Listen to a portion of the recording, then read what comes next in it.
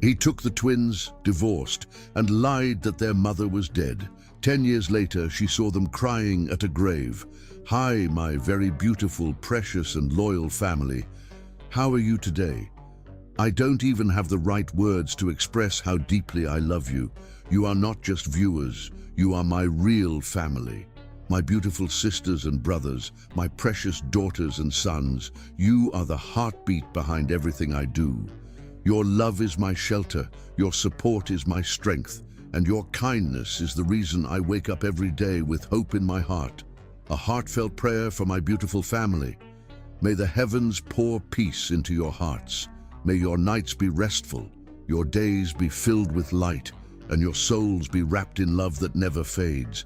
I pray that every silent tear you've cried turns into rivers of joy, that every door that closed in your face opens in the most beautiful way.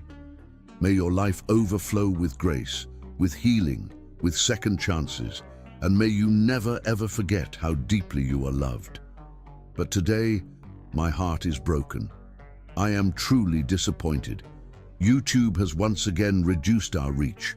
After all the love we've poured into this journey, after all the sleepless nights and every single prayer, it feels like they've muted our voice, like they've turned their backs on everything we've built together.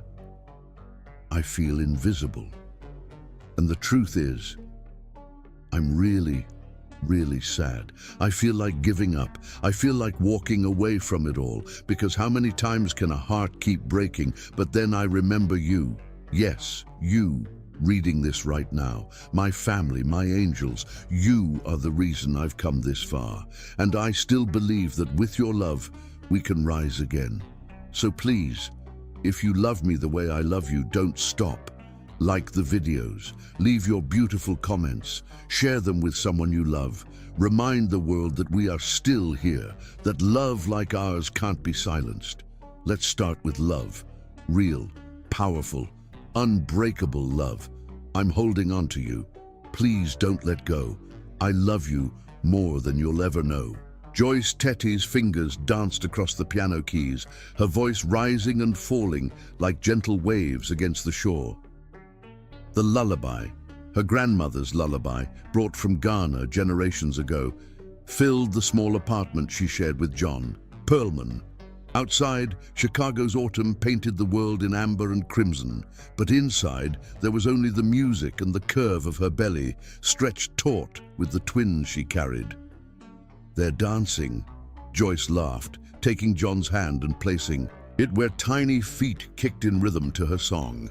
"They know their mama's voice already." John smiled, but something hollow lingered behind his eyes. He'd been different since the pregnancy announcement, more distant, more haunted. Joyce attributed it to nerves. After all, twins were twice the blessing, but also twice the responsibility. "What will we name them?" she asked, leaning her head against his shoulder. "I've always liked Xavier," John said, his voice softening. "And Nasir, strong names." "Xavier and Nasir Perlman."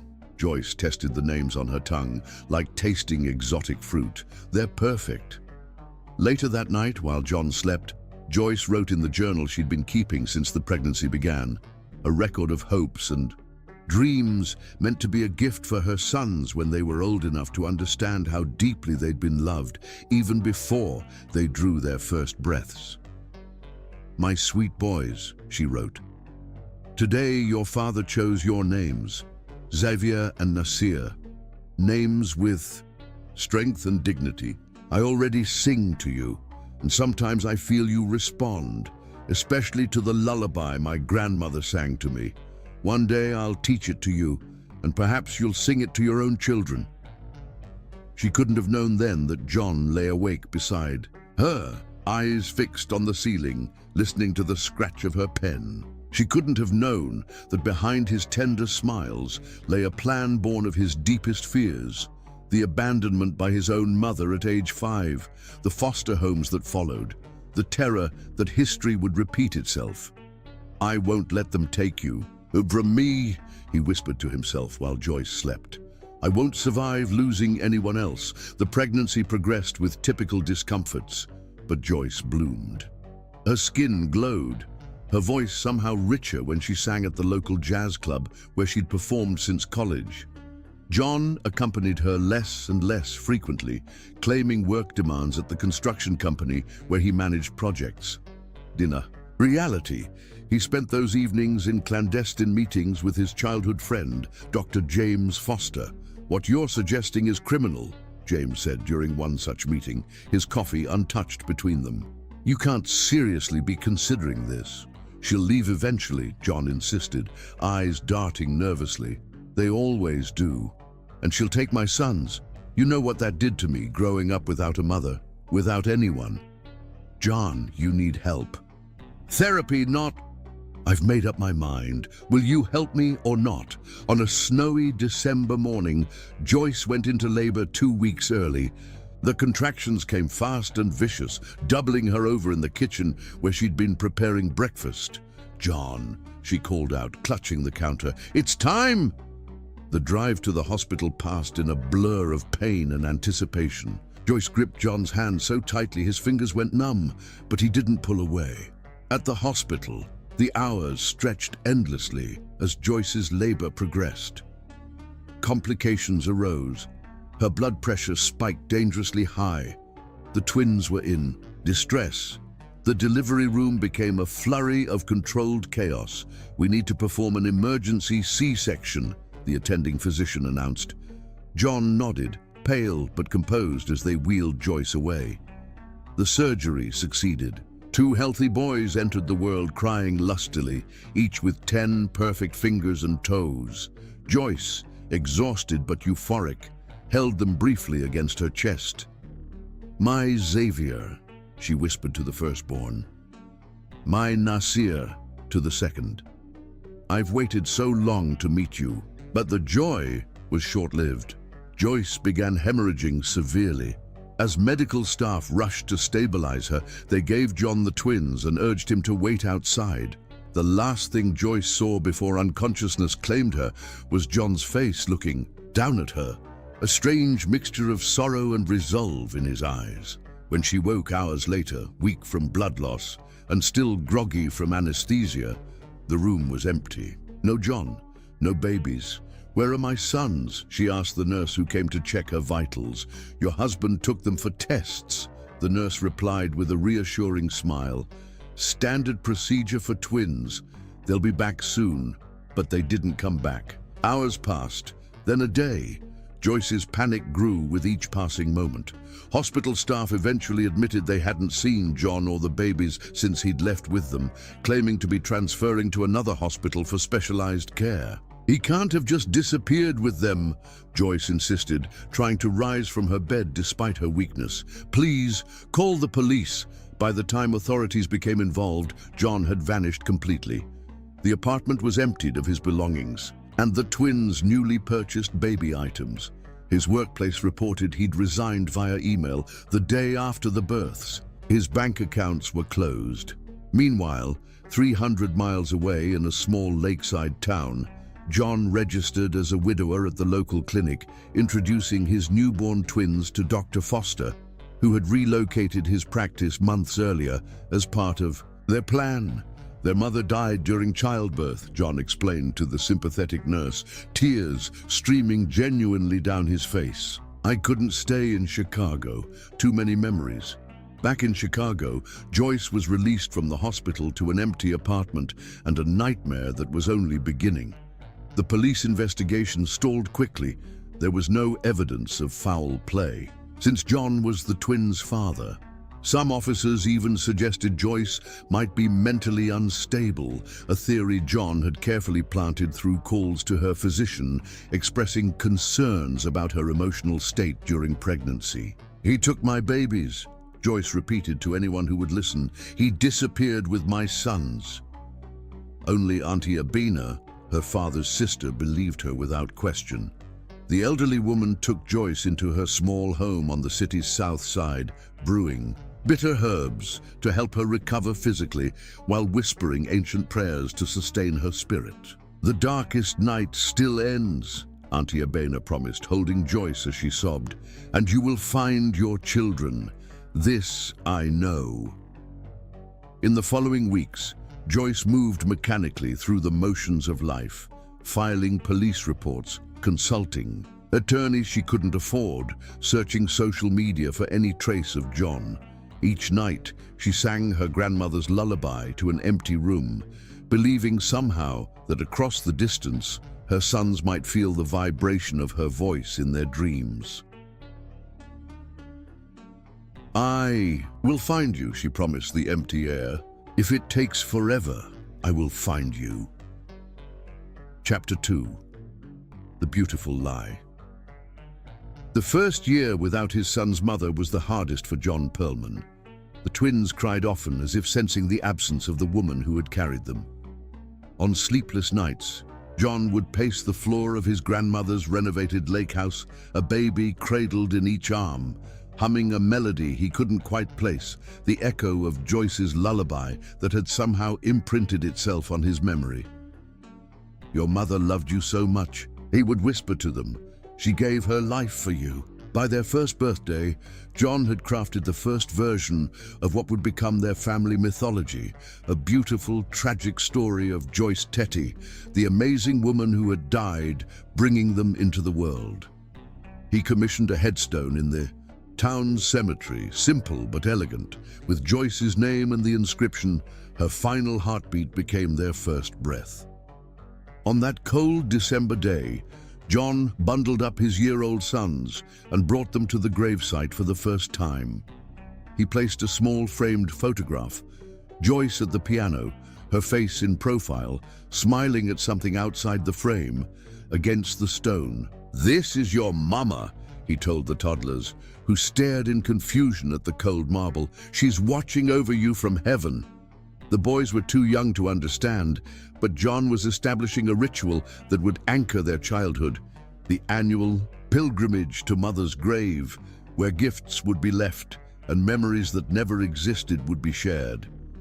In Chicago, Joyce marked that same day by lighting a candle for each of her missing sons. 1 year of searching had yielded nothing.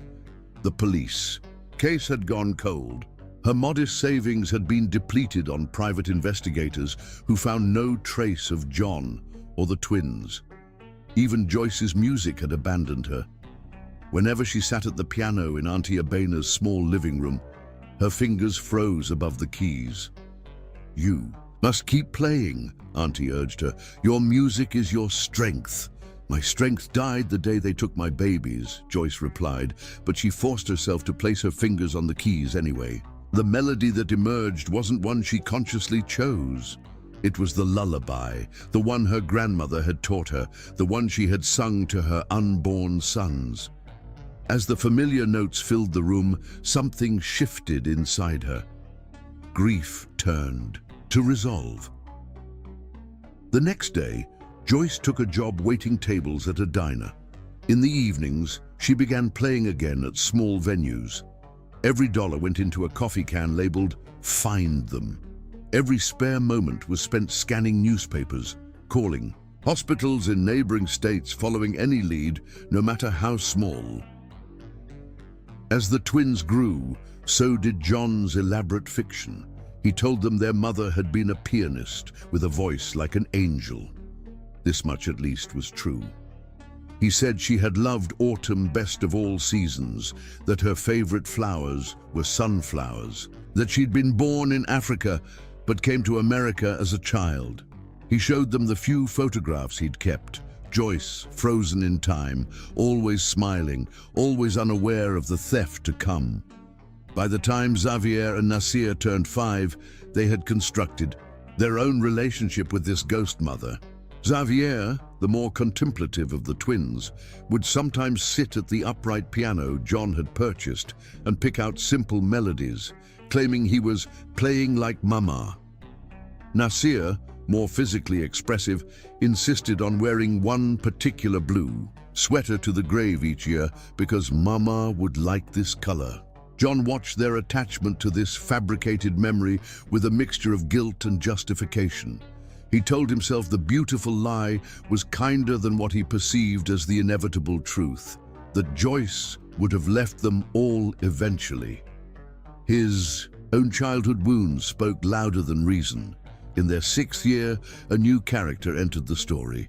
Eliza Montgomery, the twins' kindergarten teacher, caught John's attention at a parent-teacher conference with her gentle manner and genuine affection for his sons. "Xavier has an extraordinary musical ear," she told John, "and Nasir's artwork shows emotional depth unusual for his age." Something in her warm assessment broke through John's carefully constructed walls. Within a year, they were married in a small ceremony by the lake. The twins served as ring bearers, solemn in their matching suits. "Now we have a mother again," Nasir announced at the reception, causing an awkward silence to fall over the gathering. Eliza knelt before him, taking both boys' hands. "I can never replace your mother," she said carefully, glancing at John, "but I promise to love you with all my heart." That night, after the boys were asleep, Eliza asked John about their birth mother for the first time. He recited the practiced story, his voice steady but his eyes avoiding hers. "You never talk about her," Eliza observed. "It might help the boys to hear more." "It's still difficult," John said, ending the conversation. Meanwhile, Joyce's search continued. The coffee can became a savings account. The small gigs became regular performances at respected venues. Her name appeared in local music publications. She established a network of friends in the industry who helped spread the word about her missing sons. But 7 years had passed, with no solid leads.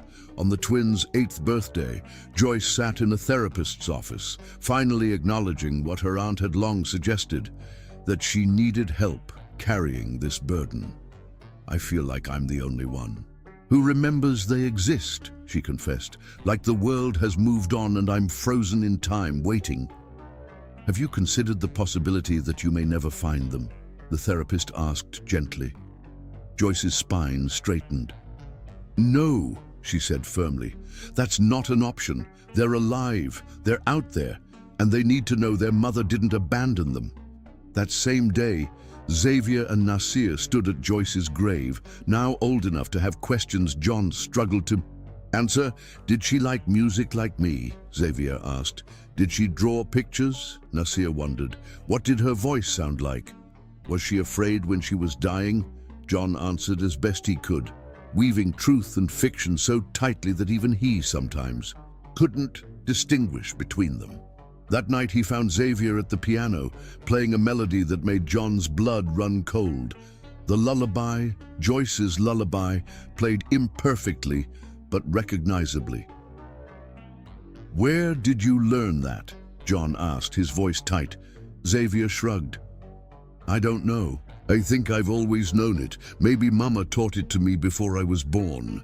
John didn't correct him. Instead, he added a new element to the mythology. That Joyce used to sing this special lullaby when the twins were in her womb. The lie grew more beautiful, more elaborate, and more dangerous with each passing year.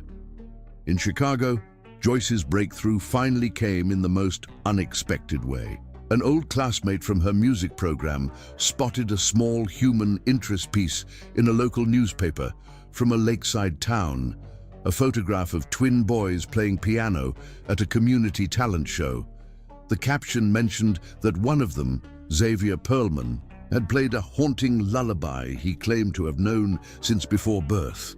When the classmate forwarded the article to Joyce, her hands trembled so violently she could barely hold the paper. The boys' faces, her face, John's face, merged into two unique beings, stared back at her from the grainy image. After 9 years of fruitless searching, she had found them through the very lullaby that had connected them before birth. "I've found you," she whispered, pressing the paper to her heart. "I've finally found you." Within days, Joyce had liquidated her savings, sublet her apartment, and boarded a bus to the small lakeside town. She carried nothing but a small suitcase and the newspaper clipping that had changed everything. For the first time in nearly a decade, she felt something long forgotten: hope. Chapter 3. The Empty Grave. The lakeside town of Millfield was smaller than Joyce had imagined, just a few streets of shops surrounding a quaint town square, neighborhoods of modest homes spreading outward like ripples on water, and beyond that, the vast expanse of Lake Michigan shimmering in the autumn sunlight. She had chosen to arrive in December, knowing from the newspaper that the twins' birthday was approaching. 9 years since she had held them as newborns, 9 years of emptiness and searching. Joyce checked into the only bed and breakfast in town, a Victorian house run by an elderly woman named Harriet Collins. The room was small but cozy, with floral wallpaper and a window overlooking the lake. "What brings you to Millfield?" Mrs. Collins asked as she showed Joyce around. "Not many visitors this time of year. I'm a music teacher," Joyce replied with a prepared story. "I'm considering a position at the local school." It wasn't entirely a lie. Joyce had indeed been teaching music for the past few years to support herself. The school part, however, was a carefully constructed plan, her way into her son's world without immediately disrupting it. "Oh, how lovely. My neighbor's boys are very musical, especially the one named Xavier. His father says he gets it from his mother, God rest her soul." Joyce's heart contracted painfully. "His mother passed away during childbirth, poor thing. Left Mr. Perlman with twin boys to raise on his own, though he's remarried now. Lovely woman, Eliza. She teaches kindergarten." Joyce fought to keep her expression neutral. How sad for the children to grow up without their mother. "They visit her grave every year on their birthday," Mrs. Collins continued, unaware of the effect her words were having. "The whole town knows the story. Such a tragedy, but so beautiful how they honor her memory." That night, Joyce lay awake, staring at the ceiling, her mind racing. A grave. John had gone so far as to create a grave for her, a final resting place for a woman who was very much alive. The cruelty of it overwhelmed her, but also steeled her resolve. Somewhere in this town, her children were sleeping, believing themselves, half-orphaned, mourning a mother who had spent every day of their lives searching for them. The next morning, Joyce asked Mrs. Collins for directions to the cemetery, claiming she wanted to pay respects to an old friend buried there. The elderly woman drew her a simple map, marking the path with a shaky hand. "It's peaceful there," Mrs. Collins said, "especially the newer section by the oak trees." The December air was crisp and cold as Joyce made her way through the iron gates of the cemetery. Dead leaves crunched beneath her boots as she followed the winding path toward the section Mrs. Collins had indicated. Her breath formed small clouds in the air, her heart pounding so loudly she was sure it could be heard among the silent headstones. And then she saw it, a modest marble marker beneath a bare oak tree. As she drew closer, her own name came into focus, carved in elegant script: Joyce Tetty Perlman, beloved mother of Xavier and Nasir. Her final heartbeat became their first breath. Joyce's knees gave way. She sank to the frozen ground before her own grave, hand covering her mouth to stifle the scream that threatened to escape. The absurdity, the horror of staring at one's own headstone, it was beyond anything she had prepared herself for. Beneath, the inscription was a birth date, her real one, and a death date, December 15th, the twins' birthday. "You don't exist here," she whispered to herself. "In this town, in their world, you're nothing but a beautiful memory." She might have remained there for hours, frozen in shock, had she not heard voices approaching from the cemetery entrance. Instinctively, she rose and moved behind the oak tree, her dark coat blending with the shadows. The small procession that came into view made her breath catch in her throat. John, older now, his hair touched with grey at the temples, walked solemnly alongside a slender woman with auburn hair. Eliza, Joyce presumed.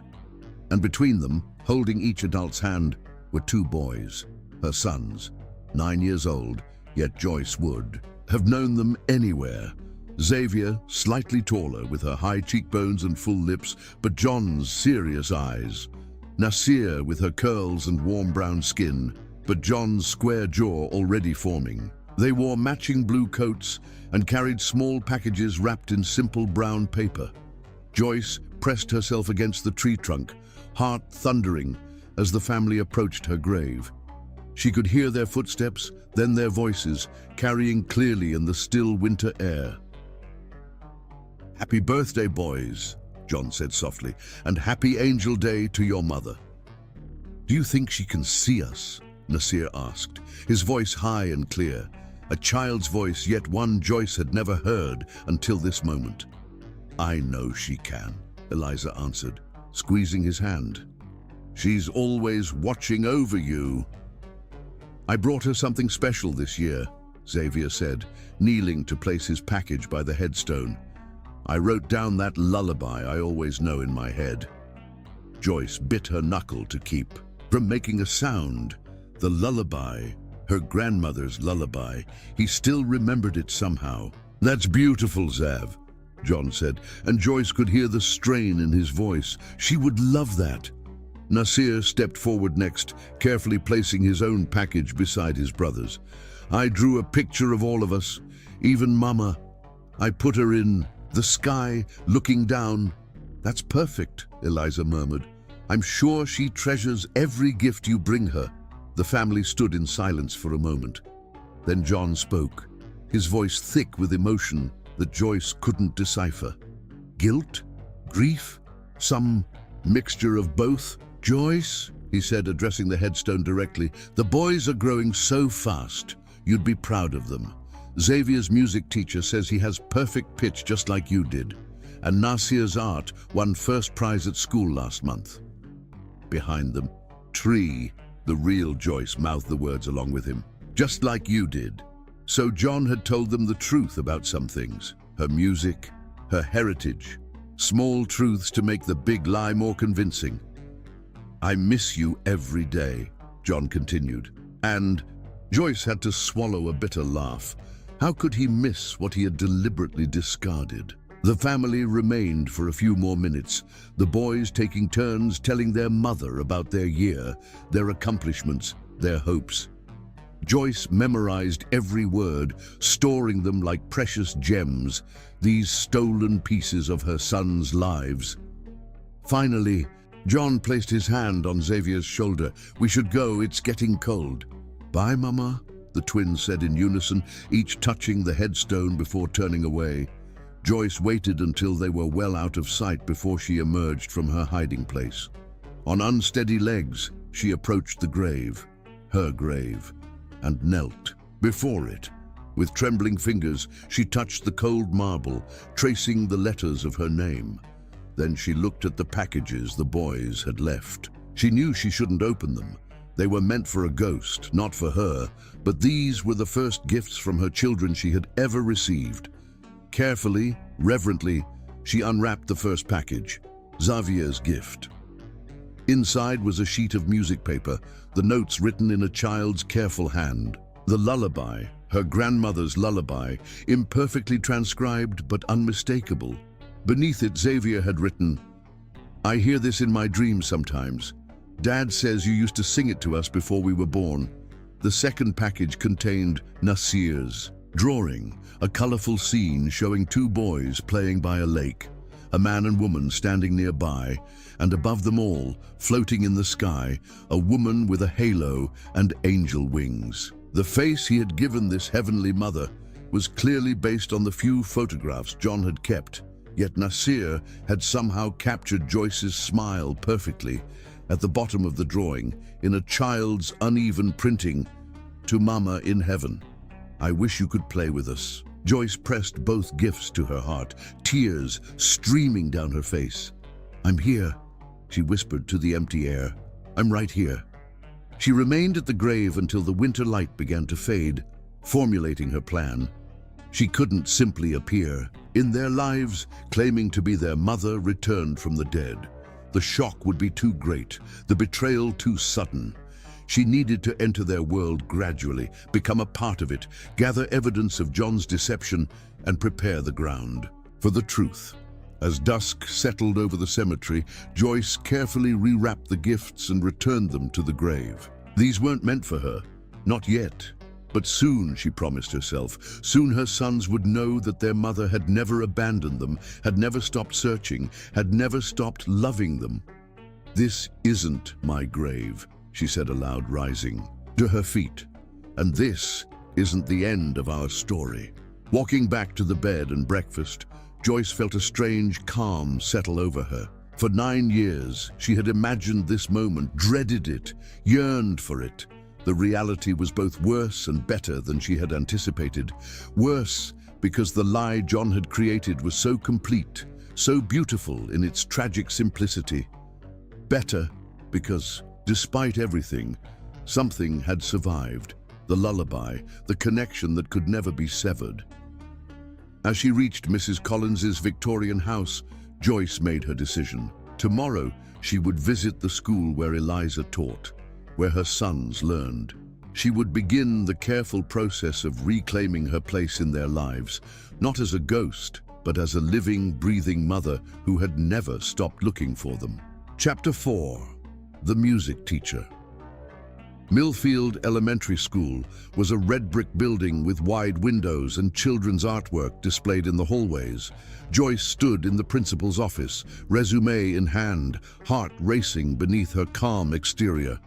She had spent the night researching the school, discovering that their music teacher had recently taken a leave of absence for a family emergency. The timing couldn't have been more perfect. "Your credentials are impressive, Ms. Addo," Principal Wilson said, reviewing her application. Joyce had chosen to use her mother's maiden name, close enough to her heritage to feel authentic, distant, enough from Tetty to avoid suspicion. "And we're desperate for someone to fill in until Mrs. Baxter returns. The winter concert is just 3 weeks away." "I understand the time constraints," Joyce replied, her voice steady despite her inner turmoil. "I could start immediately." The principal smiled, clearly relieved. "That would be wonderful. The students have been working hard on their performances. I'd hate to disappoint them, especially the 5th graders. We have some very talented musicians." In that class, 5th grade, her son's grade, Joyce maintained her professional demeanor, though her pulse quickened. "I look forward to meeting them." An hour later, paperwork completed and temporary contract signed, Joyce was shown to the music room, a large space with risers for the choir, various instruments arranged along the walls, and a baby grand piano. In the corner, she ran her fingers lightly over the keys, remembering how music had been her lifeline during the years of searching.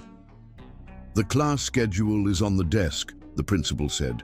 "5th grade has music right after lunch at 1:15. Joyce nodded, already counting the hours. "Thank you. I'll be prepared." Alone in the music room, Joyce took a deep breath, trying to calm her racing thoughts. Was she really going to do this? Teach her own children without revealing who she was? The ethical questions had kept her awake most of the night, but what choice did she have? Approaching them directly would cause chaos in their young lives. She needed to build trust, gather evidence, create a foundation before the inevitable revelation. The morning passed in a blur of introductions and quick assessments of each class's progress on their winter concert pieces. Joyce was grateful for the distraction of work, for the comfort of being in her element. Music had always been her refuge, and now it was her bridge to her children. When the 5th grade class filed in after lunch, Joyce felt as though all the oxygen had been sucked from the room. There they were, Xavier and Nasir, in the middle of a group of 20 chattering 10-year-olds. Up close, the resemblance was undeniable. Xavier had her eyes, her long pianist's fingers. Nasir had her curls, her dimple when he smiled. "Good afternoon, everyone," she managed to say, her voice miraculously steady. "I'm Ms. Addo, your substitute music teacher. Mrs. Baxter has had a family emergency, but she's left detailed notes about your winter concert preparations." The class settled into their seats, eyeing her with the natural curiosity reserved for any new teacher. Joyce's gaze kept returning to her sons, drinking in the details of them. The way Xavier sat straight and attentive, the way Nasir fidgeted with a pencil, the identical tilt of their heads when they were interested. Before we begin with the concert pieces, I'd like to get to know each of you a bit better, Joyce said. Music is personal. It speaks differently to each of us. So when I call your name, please tell me your favorite kind of music or instrument. She worked her way alphabetically through the class list, careful not to linger too long on any child, though every fiber of her being wanted to focus solely on her sons. When she finally called Nasir Perlman, her mouth went dry around his name. Nasir looked up, his expression open and guileless. I like drums, he said, and songs with stories in them. Joyce nodded, committing his answer to memory. Storytelling, through music, is one of humanity's oldest traditions, she said, fighting to keep her voice teacher-appropriate rather than mother-adoring. Xavier Perlman. Xavier straightened in his seat. Piano, he said without hesitation. Classical, mostly, but I like jazz too, just like her. The similarities made Joyce's heart ache. Do you take lessons? She asked, though she already knew the answer from Mrs. Collins's gossip. Since I was 6, Xavier replied. My mother was a pianist. The past tense struck Joyce like a physical blow. My mother was, not is, never is. That's wonderful, she managed to say. Music often runs in families. After learning everyone's preferences, Joyce moved on to the concert pieces. The class was performing 2 songs as a group, with a few students giving solo performances. Xavier, she discovered from Mrs. Baxter's notes, was playing a piano piece, Debussy's Clair de Lune. Ambitious for a 10-year-old, would anyone like to demonstrate where they are with their solo pieces? Joyce asked. It would help me understand what we need to work on before the concert. Xavier's hand shot up immediately, his confidence apparent. Joyce nodded, trying to appear merely professionally interested as her son, made his way to the piano. He settled on the bench, adjusted his posture just as she would have taught him, and began to play. The opening notes of Clair de Lune filled the room, not perfect but remarkably accomplished for his age. Joyce watched his hands, her own fingers twitching with the muscle memory of the piece. She had played it countless times, had imagined teaching it to her children someday. Halfway through, Xavier faltered at a difficult passage. Without thinking, Joyce moved to his side. May I? She asked. When he nodded, she sat beside him on the bench, close enough to feel the warmth of him, to smell the child-sweet scent of his hair, to see the furrow of concentration between his brows that mirrored her own. This transition is tricky, she said, demonstrating the correct fingering. Try to feel the music's natural breathing points. Xavier watched intently, then imitated her movements.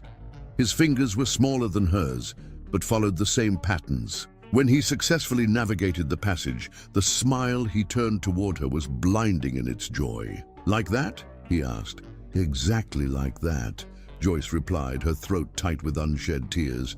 This simple interaction, teaching her son a piece of music, was something she had dreamed of for 9 years, something that had been stolen from her. And now, here it was, happening in the most unexpected way. The rest of the class period passed in a haze of emotion, carefully concealed beneath professional guidance. Joyce worked with each student on their concert pieces, but her awareness never left her sons. The way Nasir tapped his foot to keep time, the intense concentration on Xavier's face when he played, the identical way they both raised their eyebrows. When confused, as the class was preparing to leave, Xavier approached her desk. Ms. Addo, could you help me with that section again tomorrow? I really want to get it right for the concert. Of course, Joyce said, her heart soaring at the prospect of more time with him. That's what I'm here for. Nasir joined his brother. Do you know any African songs? He asked suddenly. Our mom was from Ghana, and Dad doesn't know any of her music except this one lullaby. The question nearly undid her composure. I know many, she replied carefully. I'd be happy to teach you some. Cool, Nasir said with an easy smile that was so like her own. Dad says music is in our blood because of her. Your father is right. About that, Joyce managed to say. Music has a way of connecting us across time and distance. As the twins left the classroom, Joyce sank into her chair, overwhelmed by the complexity of emotions coursing through her. She had done it, spent time with her sons, taught them, spoken to them. After 9 years of emptiness, she had finally begun to reclaim her place in their lives, even if they didn't know it yet. But the joy of connection was tempered by profound grief for all she had missed. First words, first steps, first days of school. And beneath it all simmered a righteous anger at John for his elaborate deception, for creating a beautiful lie built on her erasure.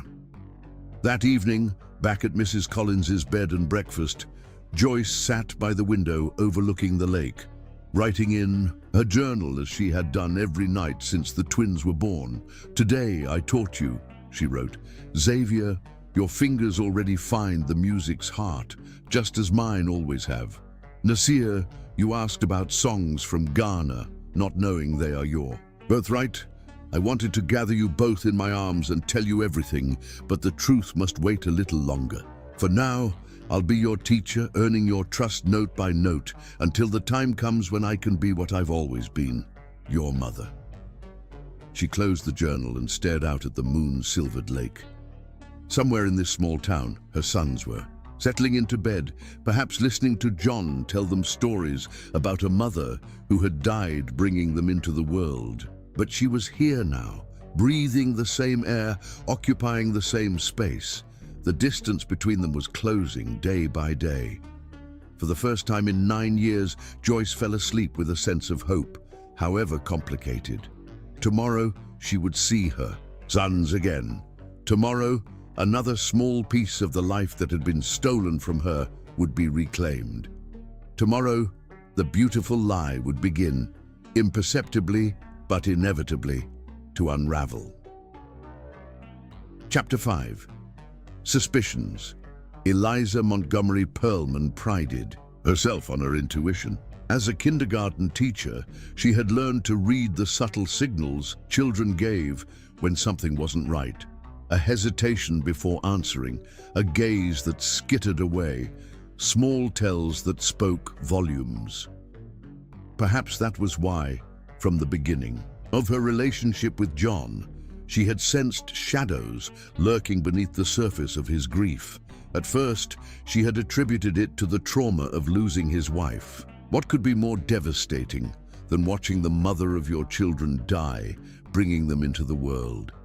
She had been patient with his reticence, understanding when he changed the subject whenever Joyce was mentioned, supportive when he struggled, to share memories with the boys.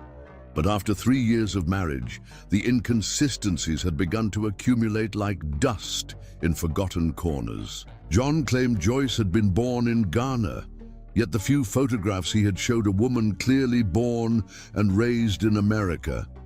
He said they'd met in college, but could never remember which one when pressed. He described Joyce as passionate about women's rights, then in another conversation portrayed her as completely traditional and family-focused. Small discrepancies perhaps, but they nagged at Eliza, especially because John became defensive whenever she pointed them out. Memory is tricky, he would say, or it was a difficult time, effectively shutting down any deeper examination.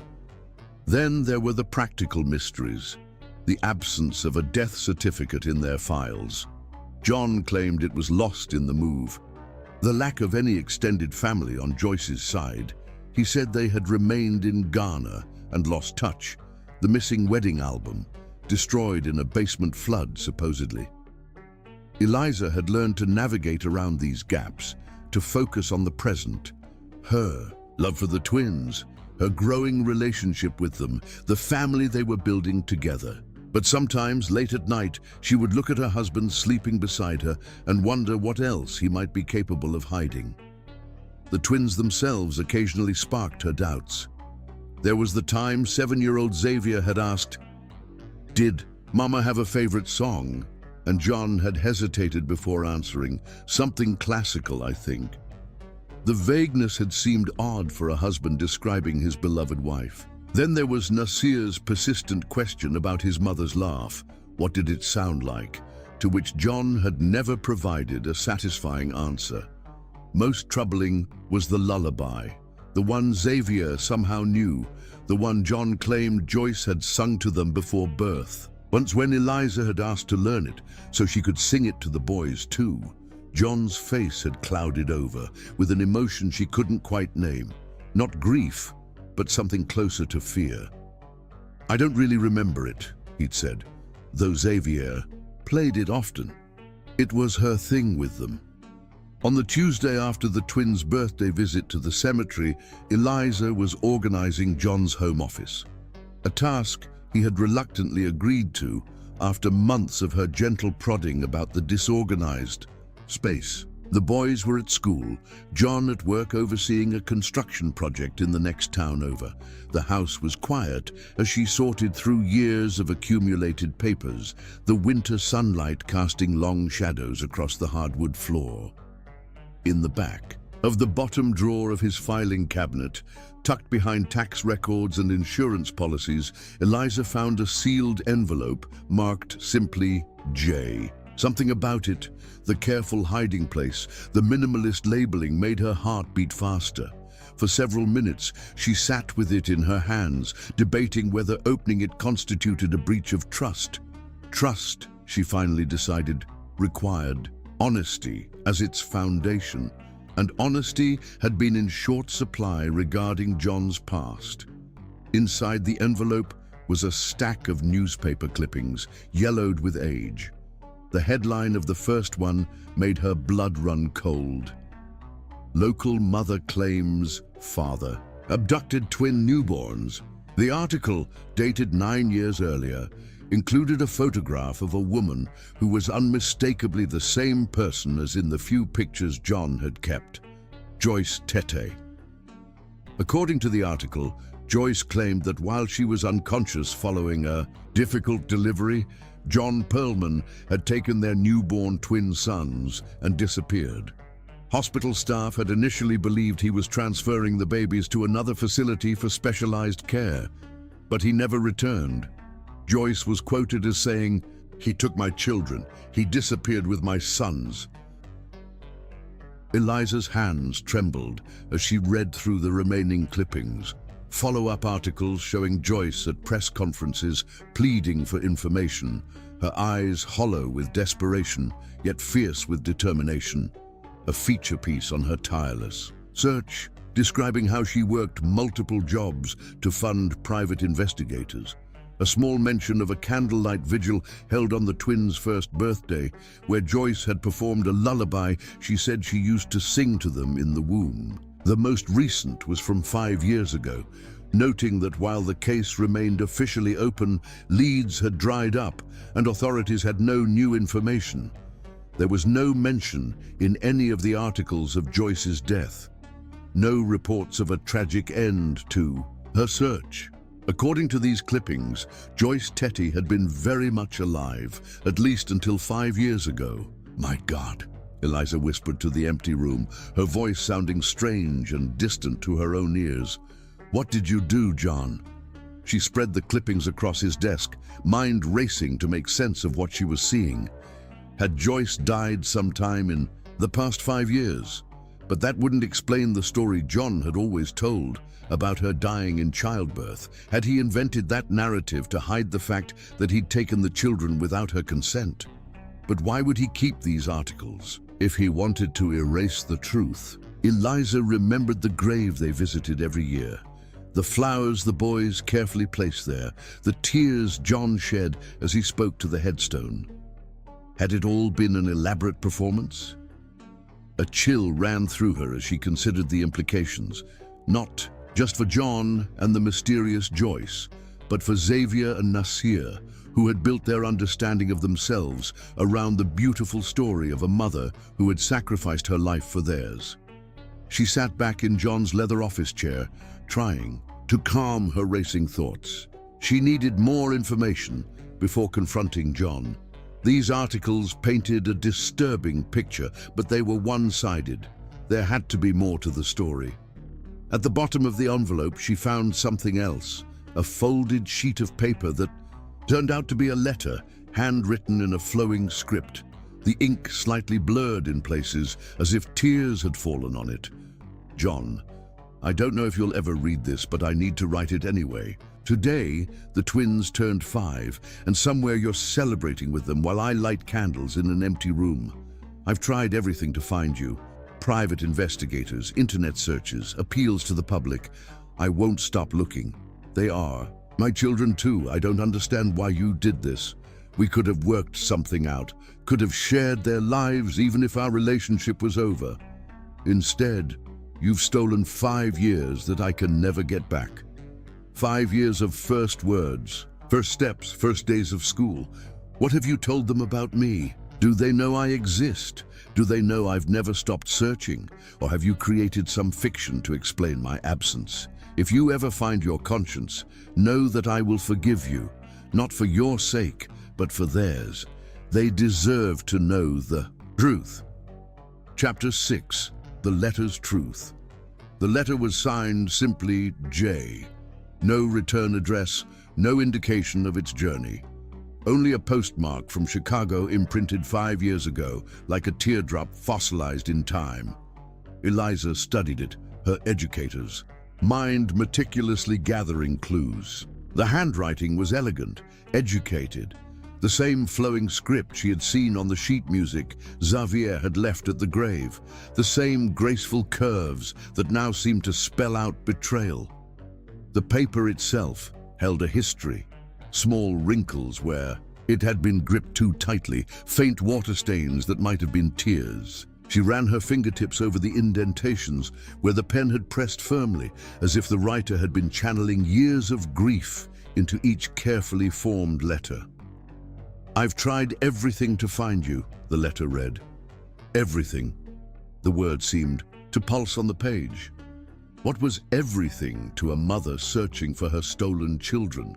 What depths of desperation, what heights of hope had this woman experienced in the vacuum left by twin-shaped absences? With hands that felt foreign to her, trembling, uncertain, unlike her usual steady kindergarten teacher confidence, Eliza carefully replaced everything in the envelope and returned it to its hiding place. Her thoughts churned like storm-tossed waters, each wave bringing a new, terrible understanding. Through the kitchen window, winter sunlight spilled across the countertop, where the twins ate breakfast each morning, where John kissed the tops of their heads before school, where their family, her family, had built hundreds of ordinary, precious moments. That light now seemed to illuminate every shadow, every unanswered question she had dismissed over the years.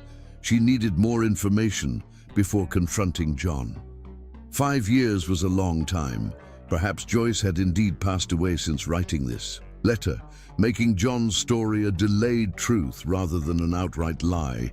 But that wouldn't explain why he had always maintained she died in childbirth, why he had constructed an entire mythology around her sacrifice, why he visited an empty grave. With shaking hands, Eliza made herself a cup of tea, the ritual movements a futile attempt to restore normalcy. The kettle's whistle seemed to scream into the silence of the house. She poured the steaming water over a tea bag, watching it bloom amber, transform from one state to another, just as her understanding of her marriage, her family, was transforming before her eyes. She opened her laptop, the blue light harsh against the warm, natural sunlight. She typed Joyce Tetty Pianist Chicago into the search engine, half expecting to find an obituary, some evidence that John's lies were at least partially rooted in truth. Instead, she found life, vibrant, ongoing, undeniable. Current performances scheduled at jazz clubs around Chicago. Recent reviews praising Tetty's soulful interpretations that speak of both technical mastery and profound emotional depths. A small but respectable career that appeared very much active, and in the images, unmistakably the same woman from John's photographs, Older now, her face sculpted by a decade of searching but undeniably, incontrovertibly alive. The teacup clattered against its saucer as Eliza set it down too forcefully. The evidence arranged itself with terrible clarity. John had not only taken the children without their mother's consent, he had fabricated her death, constructed an elaborate fiction that robbed not just Joyce of her children, but the children of their mother. The annual cemetery visits, the stories, the carefully maintained mythology of maternal sacrifice, all orchestrated to conceal what appeared to be a calculated abduction. But why? John wasn't a monster. She had lived with him for 3 years, watched his tenderness with the twins, his patience, his unwavering commitment to their happiness. He loved them fiercely, devoted himself to their well-being. What darkness could drive a good man to such an extreme act? The memory of a conversation from early in their relationship surfaced like a sudden undertow. They had been walking along the lakeshore, autumn leaves skittering across their path. They had been discussing childhood, and John had revealed, haltingly, that his own mother had abandoned him at age 5. She just disappeared one day, he had said, his voice flat with old pain. My father was already gone. I went into foster care. Never saw either of them again. At the time, Eliza had seen it as a tragic backstory that explained his intense devotion to the twins, his determination that they would never experience the rootlessness he had known. Now she wondered if it was something darker, a wound so deep it had distorted his thinking, led him to believe that taking the children was somehow protecting them from a similar abandonment. Had he convinced himself that Joyce would leave eventually, that he was simply preempting the inevitable? The sound of the school bus rumbling down their street pulled Eliza from her thoughts, the familiar squeal of brakes marking the end of her private reckoning. She quickly closed the search browser, splashed cold water on her face, and prepared to greet the twins as if her entire understanding of their family hadn't just been upended. As if she wasn't looking at them now through an entirely new lens, as children not only of John's love, but of his most terrible fear. Xavier and Nasir burst through the door with their usual exuberance, backpacks clattering to the floor despite her frequent reminders about the coat hooks. Winter air followed them inside, along with their overlapping voices, excited about something new at school. Ms. Addo taught us an African song today, Nasir announced, eyes bright with the particular joy he always found in music. She says it's from Ghana, just like our real mom. Eliza froze, the casual reference striking her with new significance. Ms. Addo, the new music teacher, Xavier explained, unzipping his coat with the methodical care that characterized his approach to everything. Mrs. Baxter had to go help her mother, who broke her hip. She's really good at piano, Nasir added, already rummaging in the refrigerator. She helped Xavier with his concert piece. She showed him this trick with his fingers that made the hard part way easier. Eliza forced a smile, trying to appear merely interested rather than alarmed. That's wonderful. What does this new teacher look like? The boys exchanged a glance, finding the question odd. I don't know, Nasir said with a shrug, his attention primarily on the leftover cake he'd discovered. She's pretty, I guess. She has curly hair like mine. And she knows lots about music, Xavier added, spreading his sheet music on the table, his precise movements reminiscent of his father's careful drafting at his architecture desk. She said she'd help me after school with the hard parts of my song. She said she could hear how musical I am just from the way I breathe between phrases. A cold feeling spread through Eliza's chest like frost blooming on a window pane. It couldn't be. The coincidence would be too extraordinary, too cruel, in its perfect symmetry. And yet, what's her first name? She asked, keeping her voice casual while her heart hammered against her ribs. I don't remember, Nasir said, already losing interest in the conversation as he bit into his slice of cake.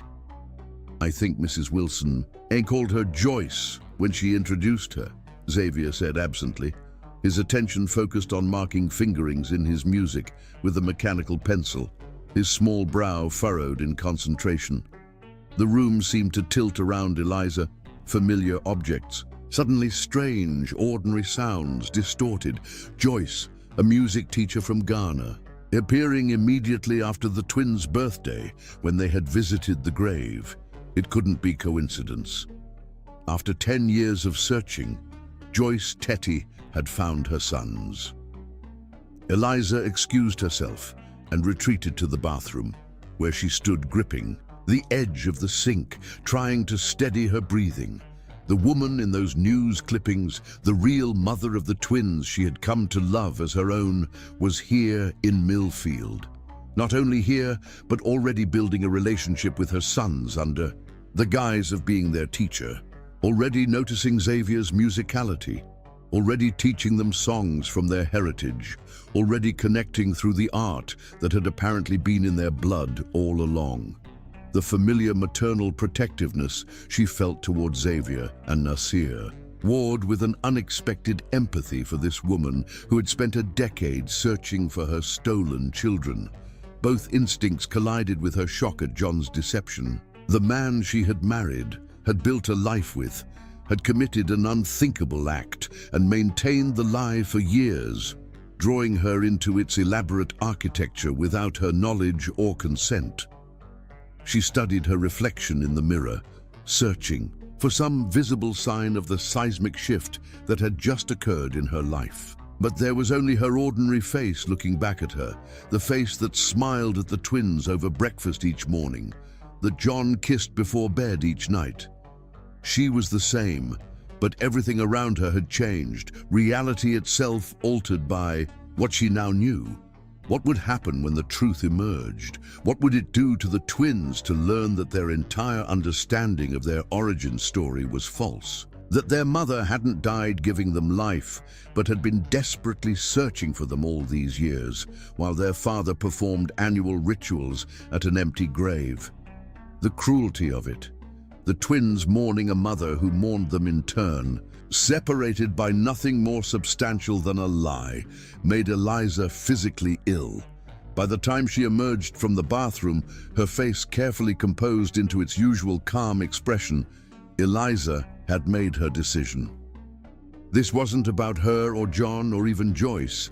It was about two 10-year-old boys whose worlds were about to be shattered regardless of what she did. The only question was how to minimize the damage, how to preserve what was worth saving in the wreckage of John's deception. She would meet with this Joyce Addo, or Tetty, first, away from the twins. She would try to understand her intentions before any confrontation with John. If this woman truly was their birth mother, she deserved to be heard.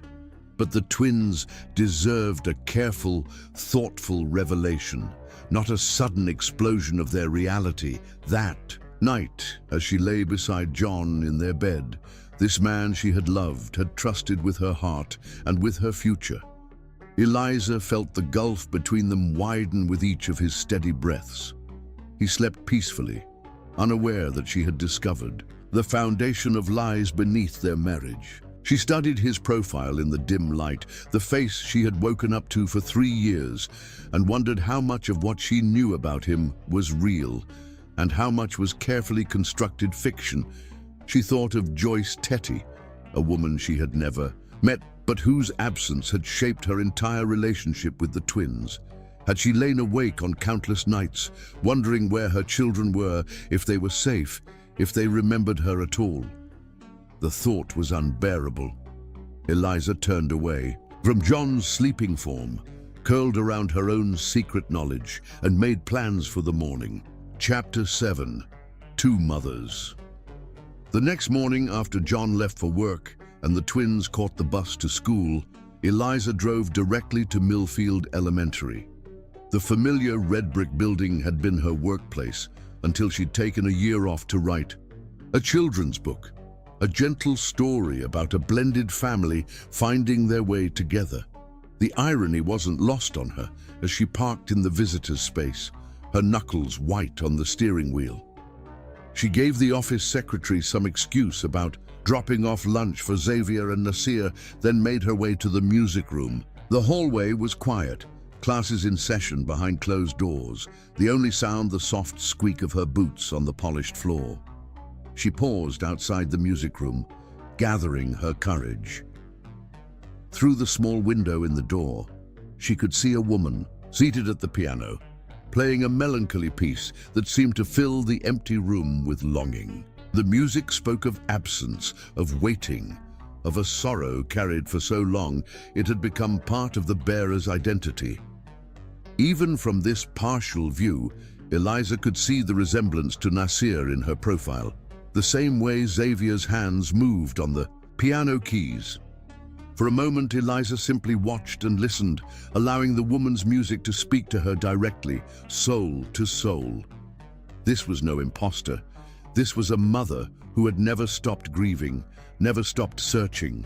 This was the woman whose place Eliza had unknowingly filled, whose children she had helped raise, whose existence John had tried to erase. Taking a deep breath that did little to calm her racing heart, Eliza knocked on the door. The music stopped, abruptly, leaving a silence that seemed to ring with its absence.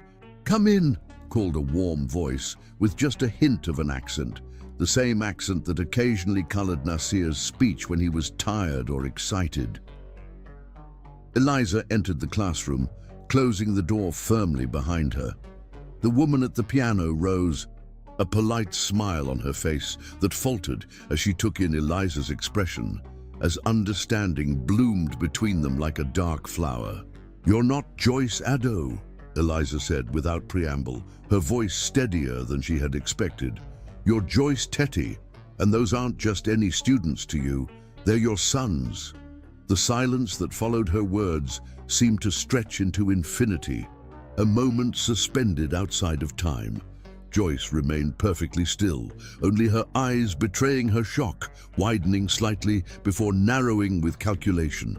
Her fingers gripped the edge of the piano, as if seeking stability in its solid presence. When she finally spoke, her voice was carefully neutral, the voice of a woman who had learned to guard her emotions through years of disappointment. "I'm not sure what you're talking about." "Yes, you are." Eliza moved further into the room, her legs unsteady but her resolve firm. "I found the newspaper clippings John kept. Articles about a mother whose twin newborns were taken by their father. Articles about you." Joyce's composure cracked then, her professional mask giving way to raw emotion. She sank back onto the piano bench, hands gripping the polished wood, edge so tightly her knuckles blanched. "How did you—" She stopped, swallowed, her throat working visibly, then started again.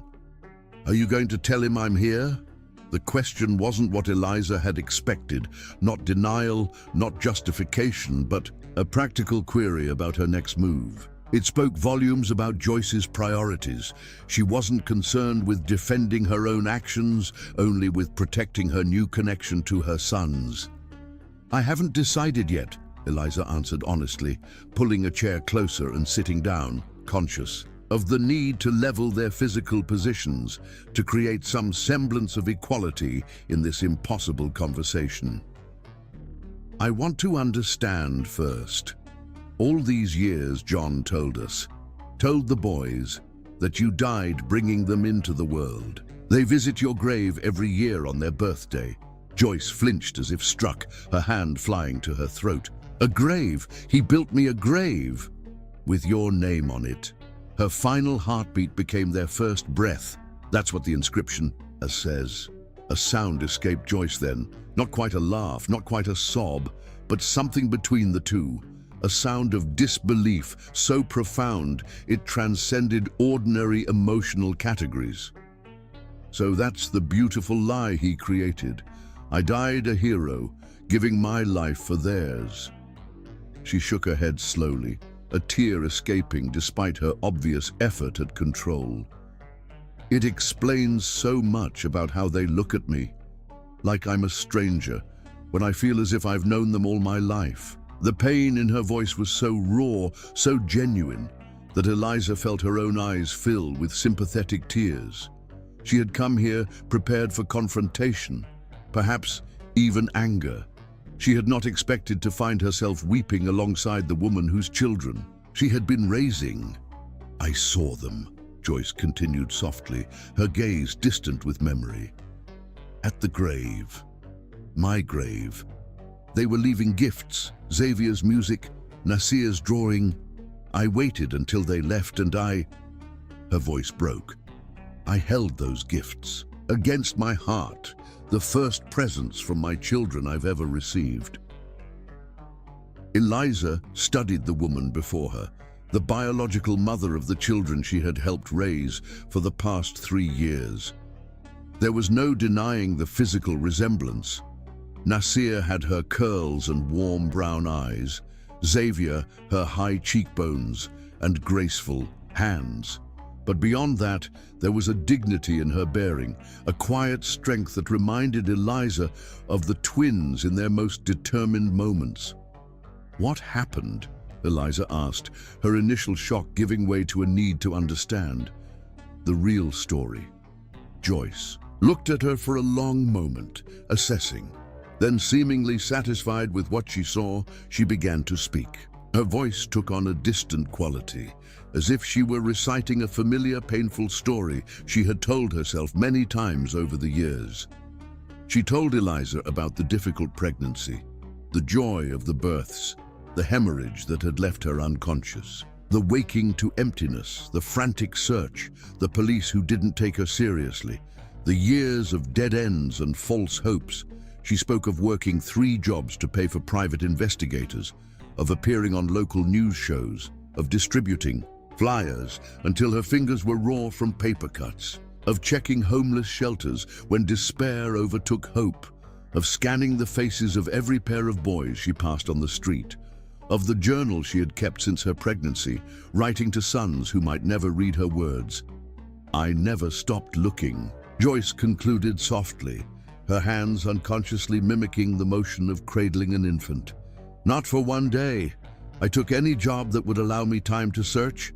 I saved every penny for private investigators. I learned to live with a hole in my heart, the exact size and shape of 2 baby boys I held only once." Her words hung in the air between them, undeniable in their raw truth. Eliza found herself believing every word, not just because they aligned with the evidence she had found, but because the pain in Joyce's voice was too profound to be manufactured. "And now that you've found them," Eliza asked, the question that had kept her awake through the night, "what's your plan?" "I didn't have one. Not really," Joyce admitted, running her hand across the piano keys without pressing them, a ghost of a melody. "When I saw them at the grave, my grave, I knew I couldn't just appear in their lives claiming to be their mother, returned from the dead. The shock would be too great." She gestured helplessly. "So I took this job thinking I could get to know them slowly, gather evidence of John's deception, then find some gentle way to introduce the truth." "There is no gentle way," Eliza said, her teacher's practicality asserting itself. "Not with something like this. No matter how carefully you reveal it, learning their father has lied to them their entire lives will devastate them." Joyce's eyes flashed with sudden fire, a glimpse of the passion that must have sustained her through a decade of searching. "And who created that situation? Not me. I've been the victim of his lies as much as they have."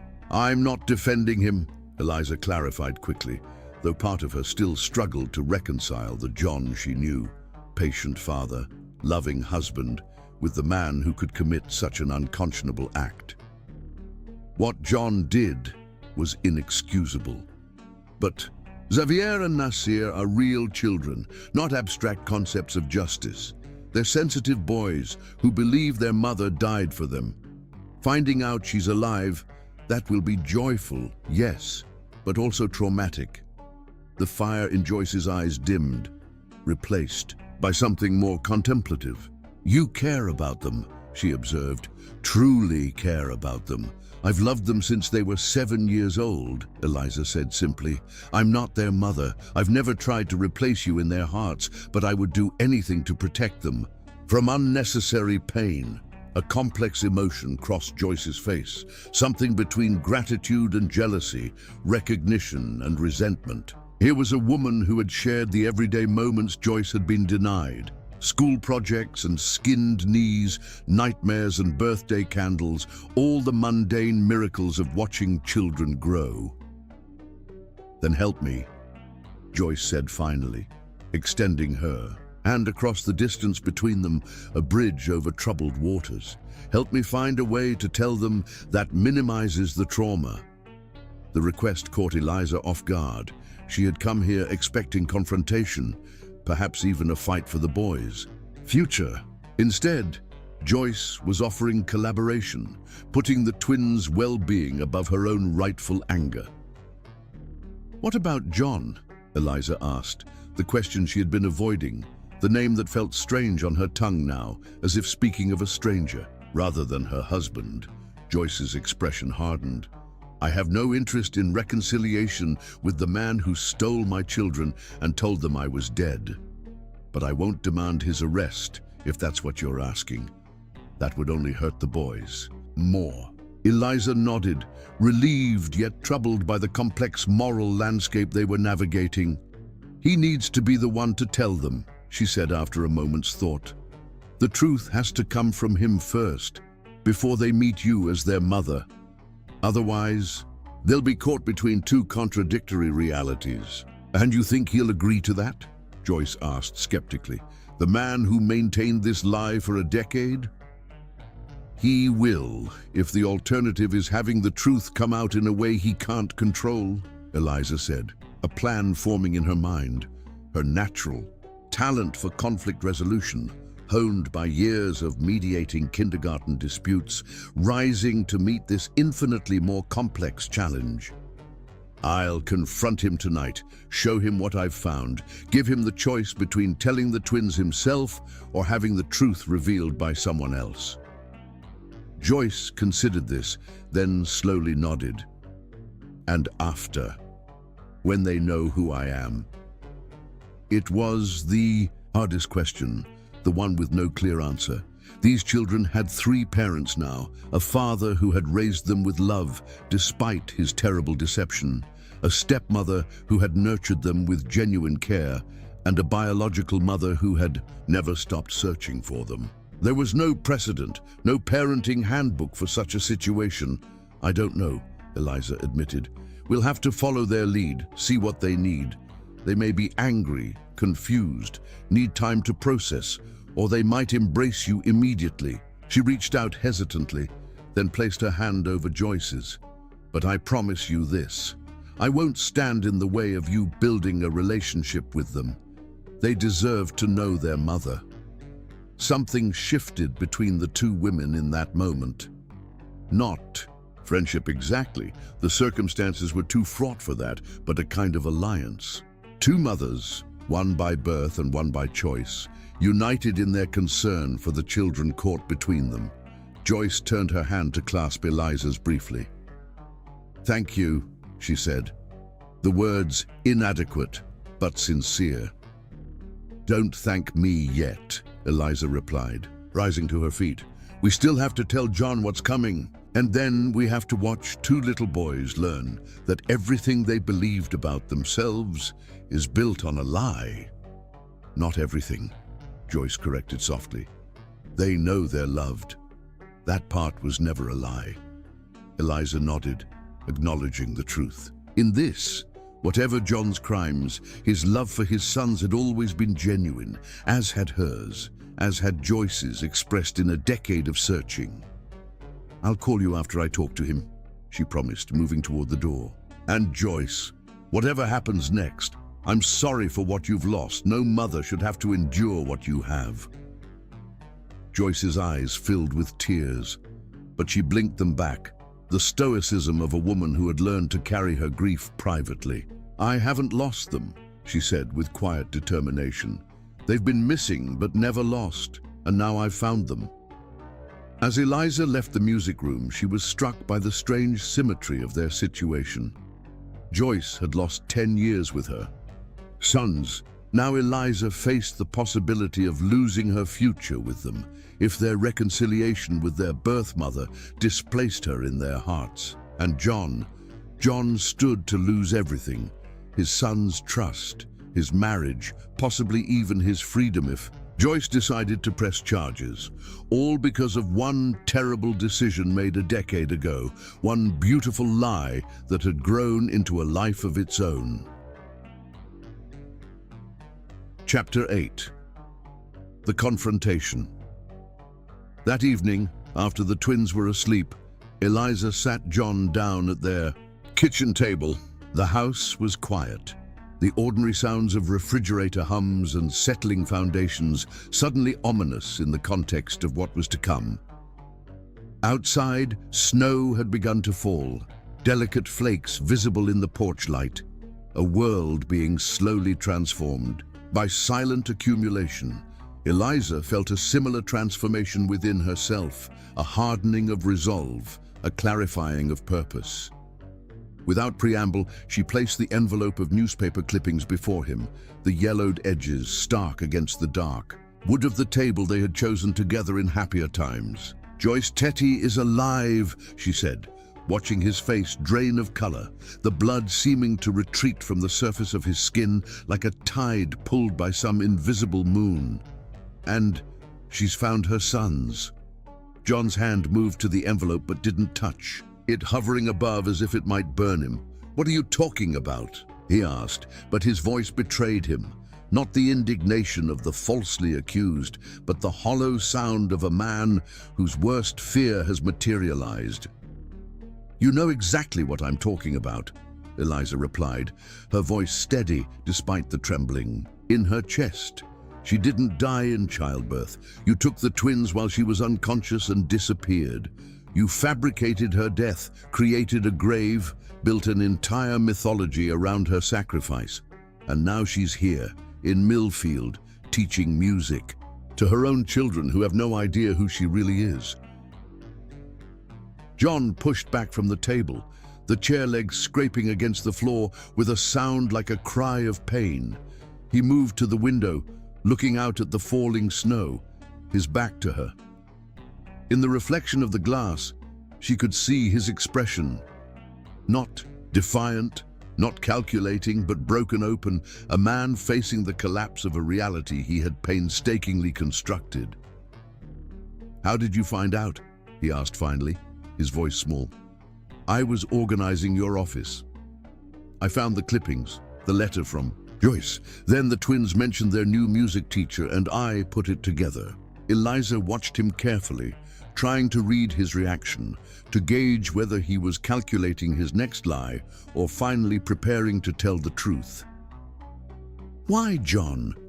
How could you do something so cruel?" He turned back to her then, and the raw pain in his face almost made her step back. "I didn't plan it," he said, the words emerging slowly as if dredged from some deep place. "Not at first.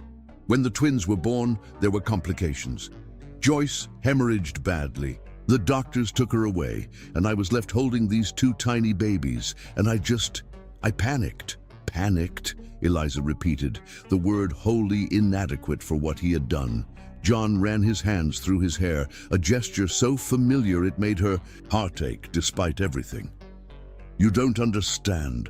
Things hadn't been good between us for months. She was always talking about moving back to Chicago to be near her aunt, taking the babies with her. I'd hear her on the phone, making plans I wasn't included in." His voice took on a desperate quality. "I couldn't lose them. I couldn't go through that again, being left behind, being forgotten."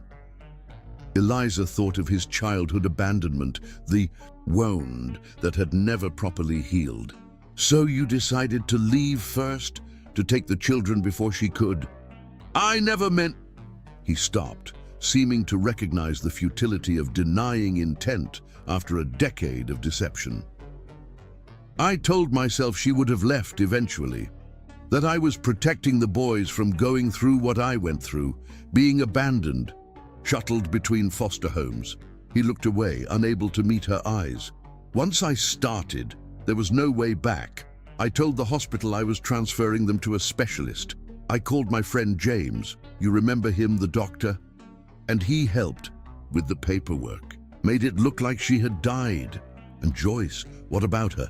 Did you ever think about what it would do to her, waking up to find her children gone? The anger Eliza had been suppressing rose to the surface, hot and clarifying.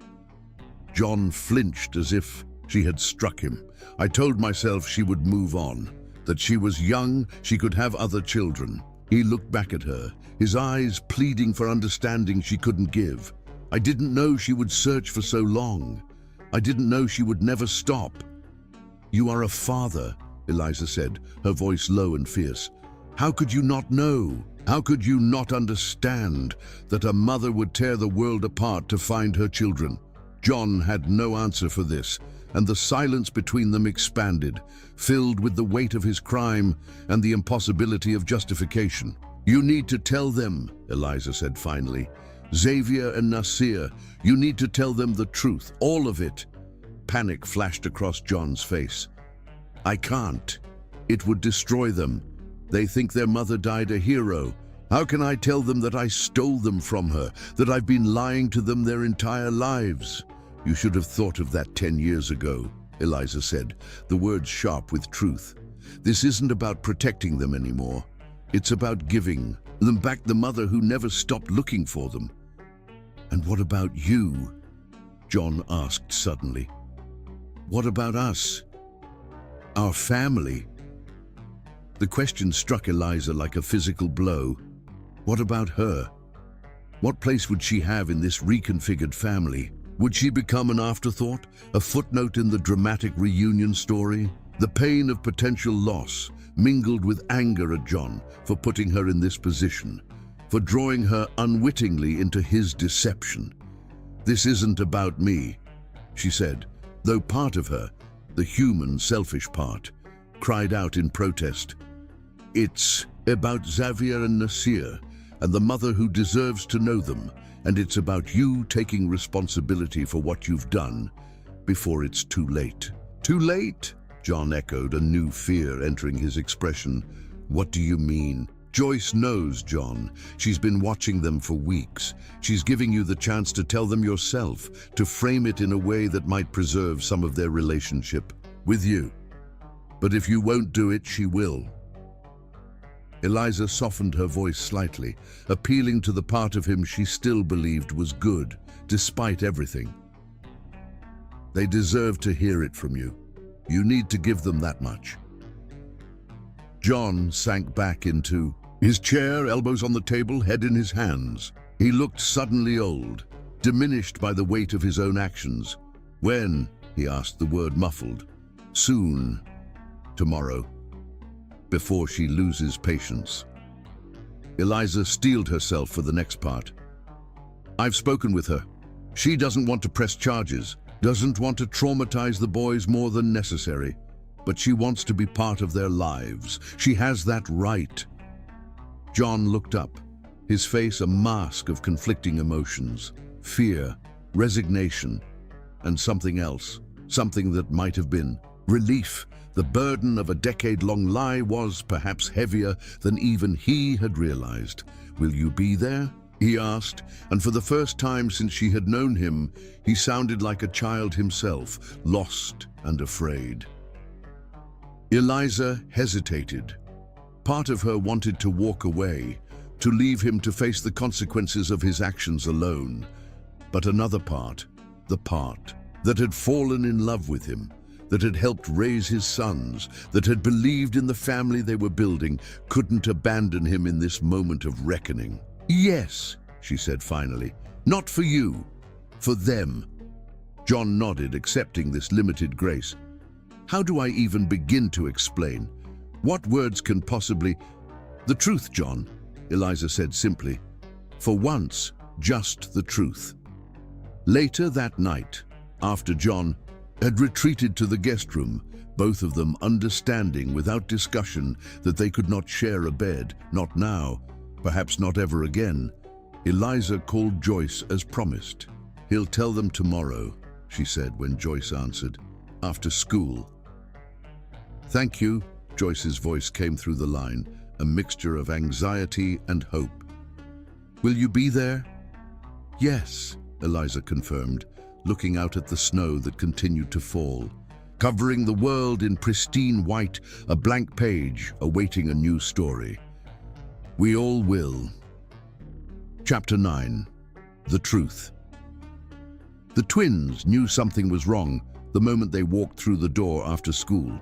Children are attuned to the subtle frequencies of parental distress, can read the tension in a room like sailors read the sea. They registered John's unusual presence at home mid-afternoon, noted Eliza's reddened eyes, sensed the strange heaviness in the air. "Did somebody die?" Nasir asked bluntly, his perceptiveness, as always, unfiltered. John flinched at the question, and Eliza saw the irony register in his eyes. Somebody had died, in the twins' understanding. Their mother had died, except she hadn't, and now that beautiful fiction was about to crumble. "No, buddy," John said, his voice strained with the effort of normalcy. "Nobody died, but we do need to talk to you both about something important. Can you come sit down in the living room?" The boys exchanged a glance, that silent twin communication that had always fascinated Eliza. Then they shrugged off their backpacks and followed their father to the couch, settling on either side of him in their usual positions. Eliza sat across, from them in the armchair, an observer to this unfolding revelation, a witness rather than a participant. John looked at her once, a desperate glance that asked for help she couldn't give. This was his truth to tell. She nodded slightly, encouraging him to begin. "Boys," John started, then stopped, clearing his throat. "Xavier, Nasir, you know I love you more than anything in the world, right?" Both boys nodded, though wariness had begun to replace curiosity in their expressions. "And you know that sometimes adults make mistakes, big mistakes, mistakes that hurt people even when they don't mean to." John's voice trembled, and he reached for the glass of water Eliza had placed on the coffee table.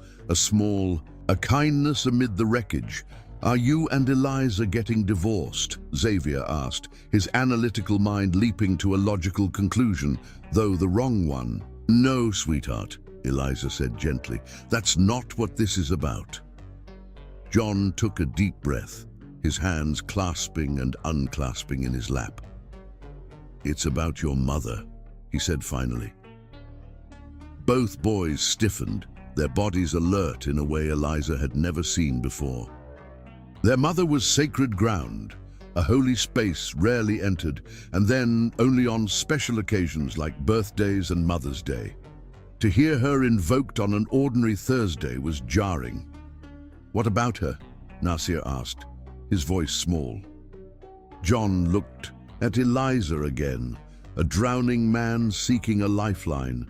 She nodded slightly, silently urging him to continue to speak the truth that had been withheld for so long. "I haven't been honest with you about what happened," John said, each word seeming to cost him physical effort. "About your mother, about her death." Xavier's brow furrowed, his expression so like Joyce's that Eliza wondered how she hadn't seen the resemblance before. "What do you mean? You said she died when we were born. That's not what happened." John's voice broke, and to Eliza's surprise, tears began streaming down his face. Not the controlled grief he displayed at the annual grave visits, but raw, ugly sobbing that left him gasping for breath. The twins looked at each other in alarm, then back at their father. Nasir placed a hesitant hand on John's shoulder, a child attempting to comfort an adult, the natural order inverted. "Dad," he prompted. John wiped at his face with the back of his hand, struggling to regain composure. "Your mother didn't die when you were born," he said finally, the words emerging broken but clear.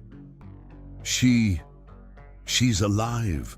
The words hung in the air, impossible and incendiary. The twins stared at their father, uncomprehending. "What?" Xavier whispered, the first to find his voice. "She's alive," John repeated, his shoulders slumped in defeat. "She never died. I took you away from her when you were newborns. I told everyone she had died, but it wasn't true. It was a lie. All of it, the grave, the stories, everything. It was all a lie." Nasir stood abruptly, backing away from the couch, from his father, his eyes wide with confusion and the first sparks of anger. "That's not funny, Dad." "It's not a joke, Nasir," Eliza said softly. "Your father is telling you the truth. But we visit her grave." Xavier protested, his voice rising with distress. "We leave her presence. We talk to her." "There's nobody in that grave," John admitted, the words seeming to physically pain him. "It's empty. I had it made when we moved here. I wanted you to have a place to connect with her, even though you stole us from her." Nasir's voice was sharp with a fury Eliza had never heard from him before. "Even though you made us think she was dead when she wasn't?" John flinched as if struck, but nodded. "Yes, why?" Xavier asked, the single word filled with all the bewilderment and hurt of a child whose world had shattered. John looked at his son, at both his sons, and for the first time, Eliza saw him truly face the magnitude of what he had done. Not as a man protecting himself, justifying his actions, but as a father confronting the pain he had caused his children. "I was scared," he said simply. "Scared of losing you. Scared she would take you away from me. Scared of being left again, like my own mother left me." He shook his head, the inadequacy of the explanation apparent even to him. "It's not an excuse. There is no excuse. What I did was wrong.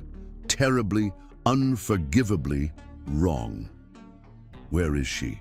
Xavier asked, his voice caught between hope and disbelief. "If she's alive, where has she been all this time? Why didn't she find us?" "She tried," Eliza interjected gently. "She's been looking for you both since the day you were born. She never stopped searching." Nasir's eyes widened. "She didn't abandon us?" "No, sweetheart," Eliza assured him, her heart breaking at the fear beneath the question. "Never. She loved you from the moment she knew you existed. She's been trying to find you for 10 years. And now?" Xavier asked, his logical mind seeking to organize this chaos into something comprehensible. "Where is she now?" John and Eliza exchanged a glance. This was the moment, the pivot on which all their futures would turn. "She's here," John said softly. "In Millfield." Both boys went utterly still, their bodies frozen in shock. "She's your music." "Teacher," Eliza added gently. "Miss Addo. Her real name is Joyce Tetty. She found you through a newspaper photograph of the school concert last year. She recognized you, even after all this time." The silence that followed was absolute, a void in which the implications expanded like ripples in water. Then Nasir broke, it with a single broken word. "Miss Addo is our mother?"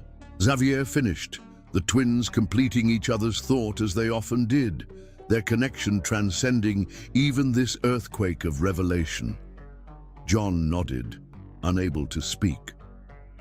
"The lullaby," Xavier whispered suddenly, his face illuminated with understanding. "The one I always knew, the one you said she sang to us before we were born. She was singing it in class yesterday, and it felt like I'd always known it." "You had," Eliza confirmed. "She sang it to you before you were born, and apparently you remembered." Nasir turned to his father, his young face contorted with a fury too large for his body. "You made us think she was dead. We left presents at an empty grave." His voice rose to a shout, years of misdirected grief transforming instantly to rage. "We cried for her, and she was alive." John didn't attempt to defend himself, didn't try to mitigate the blow. He simply sat there, absorbing his son's anger, accepting it as his due. "I'm so sorry," he whispered. "Sorry doesn't fix it," Nasir shouted, tears streaming down his face. "Sorry doesn't give us back 10 years. Xavier remained silent, his reaction turning inward rather than outward, his face a mask of intense concentration as he processed what he'd learned. Then he asked the question Eliza had been dreading. Does she want us back? Does she want to take us away from you? John looked stricken, as if this possibility, the very one he'd spent a decade trying to prevent, had only now become real to him. I don't know, he admitted. She wants to know you, Eliza interjected, stepping carefully into the minefield. She wants to be part of your lives, but she understands that this is complicated, that you need time to process everything. Can we see her? Xavier asked, his voice tight with suppressed emotion. Not as Ms. Addo, as our mother. Yes, John said, the word clearly costing him. If that's what you want. I want to see her now, Nasir insisted, moving toward the door with the impulsiveness that characterized him. Right now. Nasir, wait, Eliza called, but the boy was already grabbing his coat, his movements frantic with a desperate need to verify this impossible truth for himself. I want to see her too, Xavier said, his voice calmer but no less determined. Is she at school, or does she live somewhere in town? She's staying at Mrs. Collins' bed and breakfast, Eliza replied, recognizing that the momentum had shifted beyond their control. The truth, once unleashed, would follow its own course. I can call her, tell her we're coming. John stood shakily, looking as if he might collapse. I should come with you, he said, though the idea clearly terrified him. Nasir turned on him, his young face fierce. No, I don't want you there. I don't want to see you right now. The words hit John like physical blows, each one landing with precision on his most vulnerable places. He staggered slightly, then nodded. I understand, he said quietly. Just tell her I'm sorry. Tell her I know it's not enough, but I am sorry. Eliza looked at her husband, this man she had loved, still loved in some complicated way, and felt a profound pity. He had created this situation through his own actions, yet watching him face the consequences was still painful. He had lost so much in this single afternoon. His son's trust, their respect, possibly their love, and there would be more losses to come. We should go, she said to the twins, grabbing her purse and car keys, before it gets dark. As they drove through the snowy streets, Eliza watched the twins in the rearview mirror. They sat side by side, not speaking, but their hands were clasped tightly between them, each anchoring the other in this storm. Xavier's face was contemplative, processing the revelation with the meticulous care he brought to learning a difficult piano piece. Nasir's was all emotion, tears still streaming down his cheeks, his free hand clenched into a fist. Are you okay? She asked softly, knowing the question was absurd, but feeling compelled to ask it anyway. No, Xavier answered honestly. But I will be. We will be. Nasir said nothing, just squeezed his brother's hand more tightly. Eliza turned onto the street where Mrs. Collins' Victorian house stood, its gingerbread trim dusted with snow, warm lights glowing in the windows against the gathering dusk. She had called Joyce from the car, the conversation brief but charged with emotion. We're coming, she had said. The boys know, they want to see you. There had been a moment of silence on the other end, then Joyce's voice, thick with tears. I'll be waiting. As Eliza parked in front of the house, she saw a figure standing on the porch, a woman in a simple blue dress, her curls caught by the porch light, gleaming like a halo around her head. She stood perfectly still, watching the car, waiting. Is that her? Nasir asked, his voice suddenly small, the anger giving way to a childlike uncertainty. Yes, Eliza confirmed softly. That's your mother. The twins looked at each other, then back at the woman on the porch. 10 years of separation, of false graves and beautiful lies, all culminating in this moment of recognition. A decade of searching, of singing lullabies to empty rooms, of writing in journals that might never be read, all coming to fruition on a snowy evening in December. "What do we do?" Xavier whispered. His usual confidence wavering, Eliza turned in her seat to face them. These boys she had helped raise had come to love as her own. "Whatever feels right," she said gently. "There's no rule book for this, no right or wrong way to feel. Just be yourselves." Nasir reached for the door handle, hesitated, then pushed it open. Xavier followed suit on his side. Together they stepped out into the snow, their breaths forming small clouds in the cold air. They stood for a moment beside the car, looking up at the woman on the porch. Their mother, this stranger who had given them life, who had lost them and found them again. Joyce remained motionless, allowing them to approach at their own pace. Though Eliza could see the tension in her body, the restraint it must have taken not to run to them, gather them in her arms after so many years of absence. Then Nasir moved forward, his feet leaving tracks in the fresh snow. Xavier matched him step for step, the twins moving in the perfect synchrony that had always characterized their most important moments. They climbed the porch steps slowly, their eyes never leaving Joyce's face. Eliza watched from the car, an observer to this reunion that belonged to them alone. She saw Joyce kneel down, bringing herself to the twins' eye level. She saw her mouth form words too soft to hear. She saw Nasir's hand reach out tentatively, touch Joyce's cheek as if to verify she was real. And then the distance between them collapsed all at once, the years of separation dissolving as the twins fell into their mother's embrace. Joyce's arms wrapped around them both, pulling them against her as she had been unable to do since they were newborns. Her face was transformed by a joy so pure, so profound that Eliza had to look away, feeling like an intruder in this sacred moment. She started the car, intending to leave them to their reunion, to give them space to begin the delicate process of knowing each other again. But as she put the car in reverse, the front door of the bed and breakfast opened, and Joyce stood, the twins still clinging to her hands. She looked directly at Eliza and called, "Stay, please, they need you too." And so Eliza turned off the engine and stepped out into the snow, moving toward this new configuration of family, broken and healing, fractured and reconnecting, united by love for two boys who now had not one mother, but two. Chapter 10. Healing. The next weeks passed in a blur of tearful conversations, cautious introductions, and careful negotiations.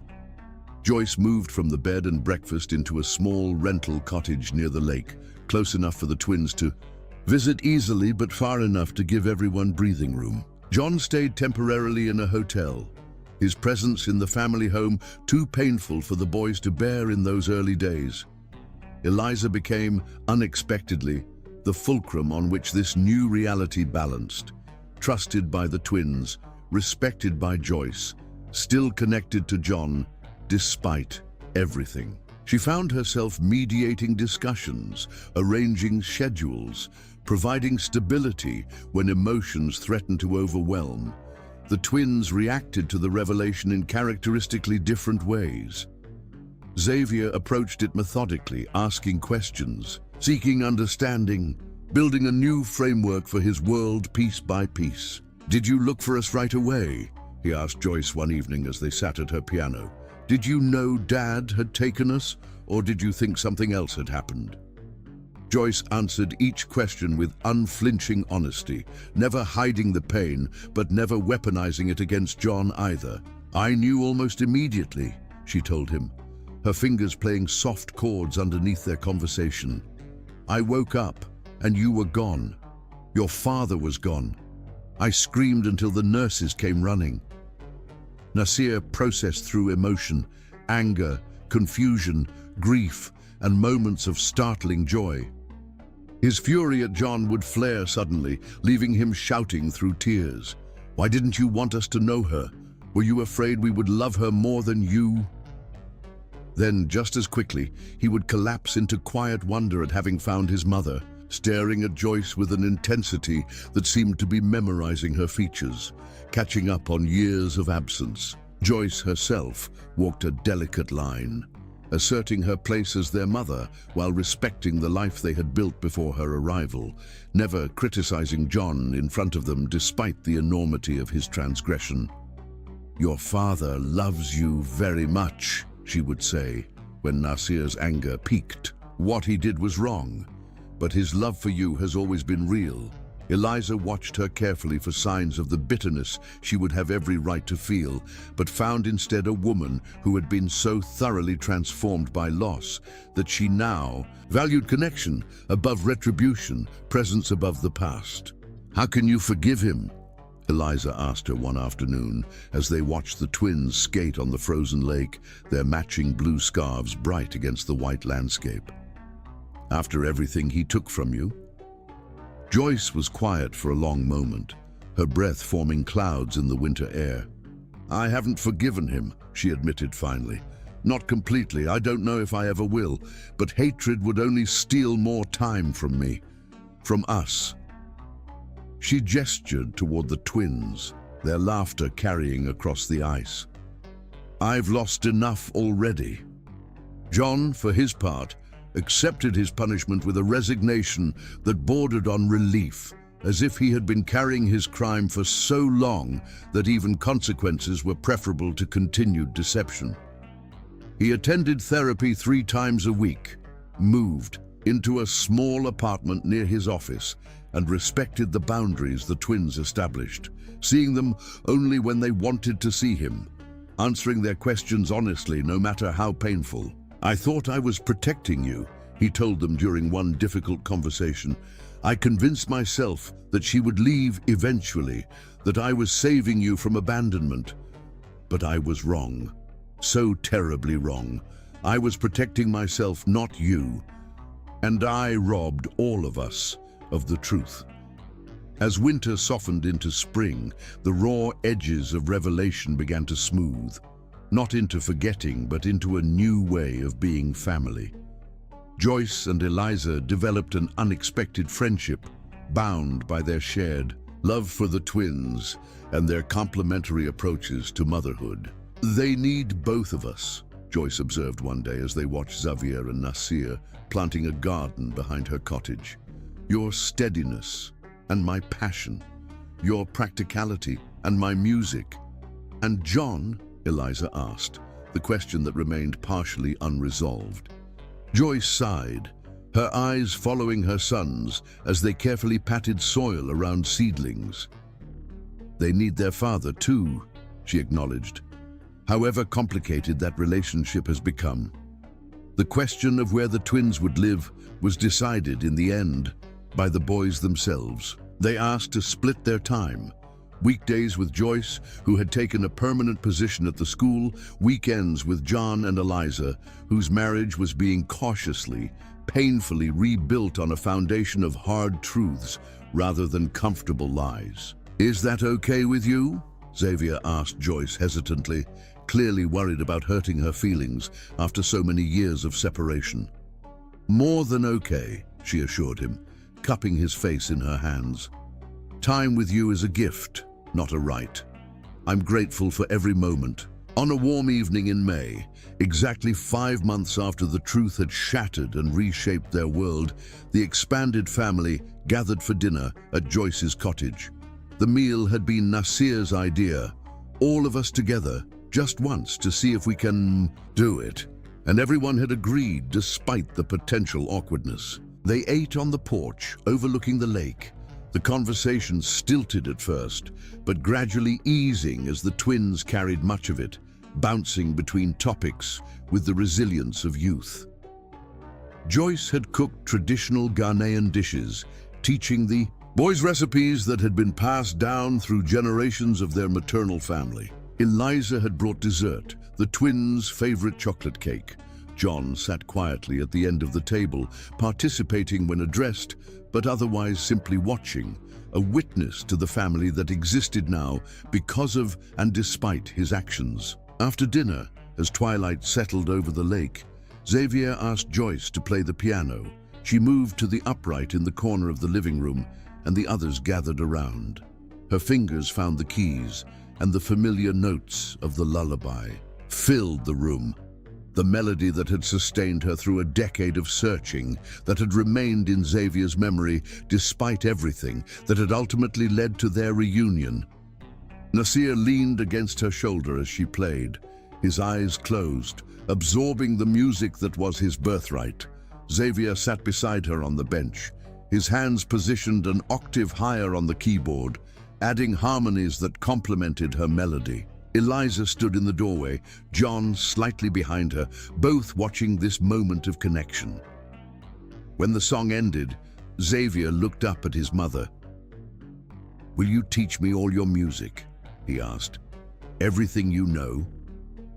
Joyce smiled, the joy in her face illuminating the room more brightly than the soft lamps. "Yes," she promised, "everything. We have time now."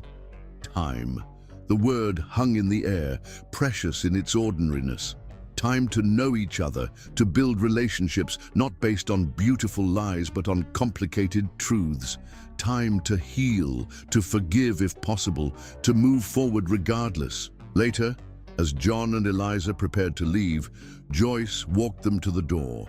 The twins had fallen asleep on the couch, exhausted by the emotional weight of the evening, and the three adults spoke in hushed tones.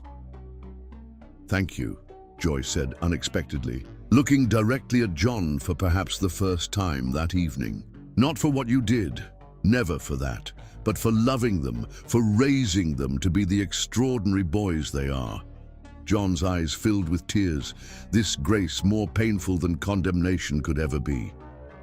"I don't deserve your thanks," he said hoarsely. "No," Joyce agreed, her honesty unflinching but not cruel. "But they deserve to see that healing is possible, even after the deepest wounds. They're watching us, learning how to navigate hurt and forgiveness from our example." She turned to Eliza then, reaching out to clasp her hand. "And thank you for being their mother when I couldn't be, for loving them without trying to erase me from their hearts. They are lucky to have you." Eliza felt tears fill her own eyes, moved by this generosity of spirit from a woman who had lost so much. "They're lucky to have both of us," she said, "and luckiest of all, to have found each other again." As they left the cottage, walking toward their car in the soft spring evening, John spoke for the first time since Joyce's unexpected thanks. "Do you think," he asked hesitantly, "that there can ever be real forgiveness? Real healing after what?" "I did."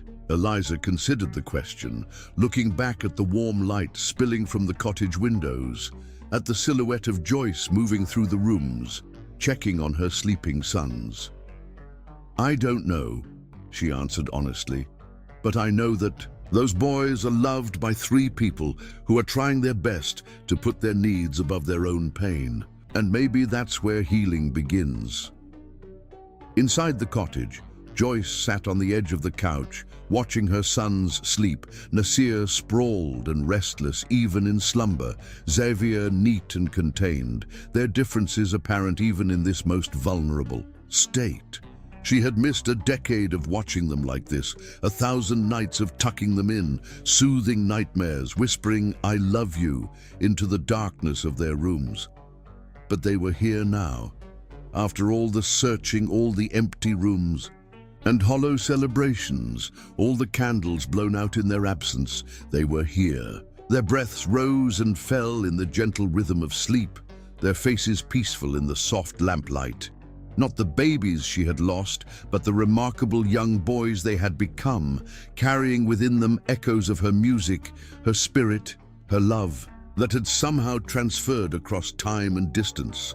She hummed the lullaby softly, her grandmother's lullaby that had become their connection across the years. Outside the window, the lake reflected the rising moon, its surface disturbed occasionally by a passing breeze. Just as their lives had been disturbed, their calm surface broken by truth.